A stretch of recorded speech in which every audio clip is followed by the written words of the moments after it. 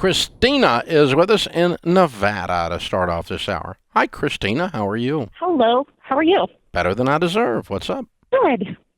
So bear with me. I can see why people get kind of nervous. We just found you last week, and my husband and I are looking at, getting out of debt and living better lives. Good. We currently have 3 teenagers at home, 2 of which are over the age of 18, and one of them's not biologically ours. We took in my daughter's fiance when his mom moved across the country. And so they both pay rent, and this is where my husband and I are bouncing heads off each other, is because I want to put the rent the kids pay towards our $1,000, and then after that, put it towards paying off a lot of outstanding debt. He wants to keep it out and pay the monthly payments, which I don't see that being.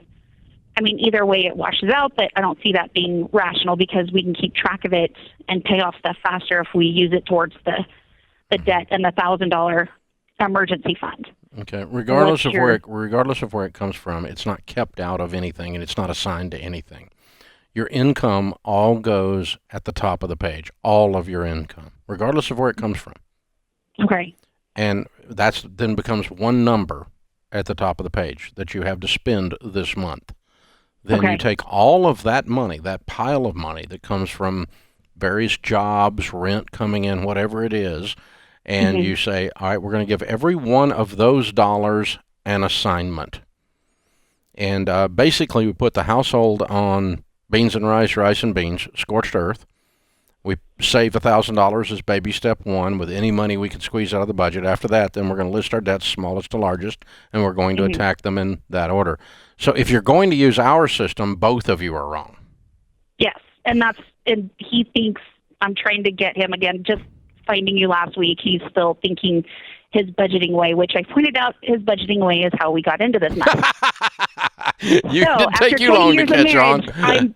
Yeah, didn't take you long to catch on. So here's what I'll do. Let me do this. You guys, the biggest thing, let me tell you the other thing that happens that one of the highest points of correlation with success, meaning if you do this, you're highly likely to be successful, is the two of you to get on the same page and get aligned.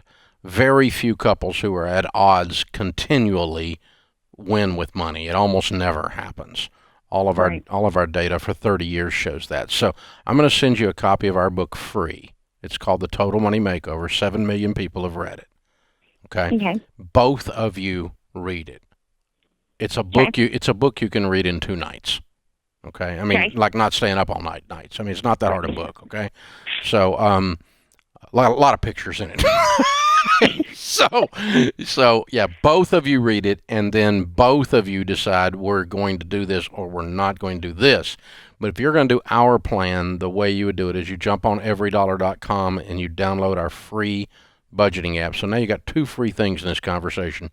Our free budgeting app, and you would just say, I did the app yesterday, so and that's where I was arguing with him, saying, no, we're going to do this first, this second, and he just, again, you've got a little bit of information about our stuff that he doesn't have, and so let's just catch him up with the information, and I think that'll create alignment rather than arguing about he's not smart because his plan didn't work or something. That's funny, and it's true, but it's probably not a point of persuasion. Right. So, so when are these kids moving out? So they actually just got engaged. They just got their first jobs this past year, and they're saving as much as they can right now. How old are they? For them to move out with a nest egg. And so they're actually jumping. So as a family, this coming Friday, we are going to be purchasing your FPU. Because it was either that or put it on a credit card, and I went, no, we're going to pay for it with cash. Okay. So this coming Friday is the soonest we can purchase it, and so they're going to get their own subscription as well because they're going to be a couple together. But they kind of have a jump on it with not having debt so far. So how old are they exactly? 18 and 19. And when are they getting married? Not for at least 2 years. They've already made that plan together. They want to save and pay for the wedding in cash and also be able to afford their place, their own apartment. Okay. And how much do they earn? Currently, My daughter makes approximately $1,600 a month. He makes approximately $1,800 a month. Okay. I'm going to want them to move up their timeline on everything. Okay. But we'll let them decide that after they have new information as well with Financial Peace University, because I think they're making enough money with no overhead to amount to anything that they can go ahead and get married. If they want to have some kind of celebration later, that's fine. Then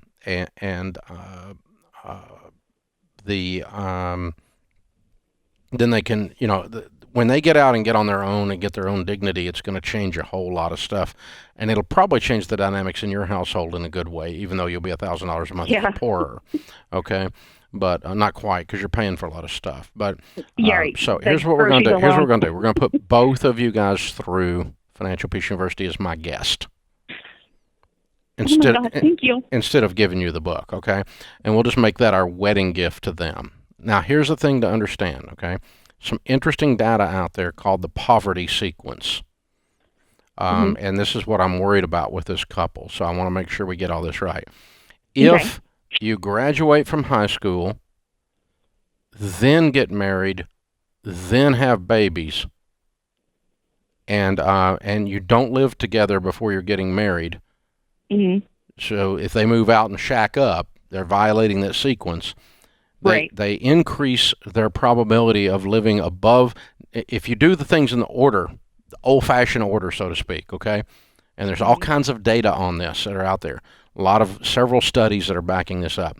But the most interesting one is if you graduate from high school before you get married, and you get married before you have children, and you don't move in together before you get married, you have a 97% probability of never living below the poverty level.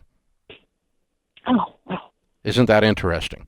And so that's what I'm trying to protect here and trying to inject myself into this discussion with these young kids. So you guys hold on, and we'll have Kelly pick up, and we'll get you both signed up for Financial Peace University. And let's see if we can get these kids off on the right foot and get you and your husband turned around and aligned together and working together. And then we're going to have a whole lot of winners in this conversation.